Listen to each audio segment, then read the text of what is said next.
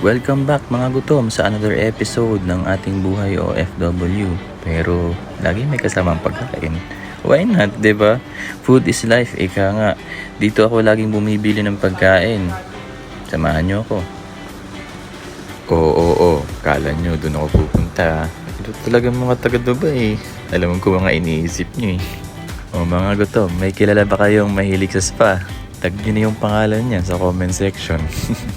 Mimili tayo ng kakainin mamaya para sa vlog. Ito, grapes. Kukunin ko kaya ito. Sige, kunin ko na lang. Parang ang sarap nito mamaya. Para prutas lang. Maghahanap tayo ng wax paper. Para sa lapag tayo kakain mamaya. Sa table na lang diretso, no? Walang plato. Halos dito pala ako lagi namimili sa Viva kasi ang mura lahat ng mga bilihin dito.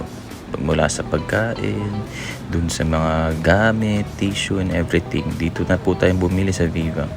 Endorser? Hindi, sa mga gusto pong makamura at makatipid, yung mga taga Dubai lang po, dito na lang po kayo sa Viva kasi sobrang tipid. Viva, baka naman. Haha. Ayan, kita nyo naman, chicken franks, diba? 5 dirhams for 2 pieces. Yun nga sana ang fish nuggets bibilhin ko. Kaso nakita ko to eh. Chicken franks, 5 dirhams for 2. Ayun no. May 10 piraso ka na sa isang balot, times 2 pa. Kung saan ka pa, kiat lang nang nauni mo. Eto with cheese, parang mas masarap to. Ayan, 2 for 6 dirhams. Eto na lang kaya. Eto na lang, di ba? Kiat lang nang nauni mo. At ayan na nga po mga gutom, mag-unboxing na tayo. At ang laman ng mystery box ay drumroll please. Siyempre, yung ulam ko pa rin kahapon, diba? Ilugar niyo yung pagkagaragaraon ba kay Shy, dili good sa funny. Papaliguan na po natin yung grapes natin na binili kanina para malinis po siya mamaya pag kinain natin. Magpapaligo na rin po pala tayo ng chicken. Franks. Bye chicken! Baka sabihin nyo, lumaki din ako sa farm. Initin na rin po natin yung pagkain natin para ready na lahat mamaya.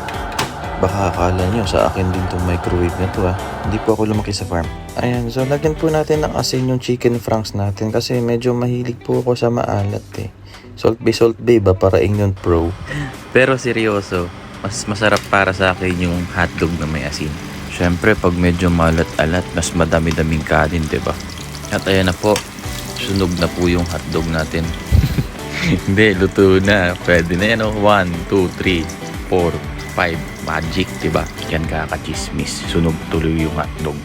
Gaki atra ng agin mo. At dahil luto na ang hotdog, i-prepare na ang mesa. Sugar, spice, and everything nice. The Powerpuff Girls. Mga gutom, ready na ang food. Attack!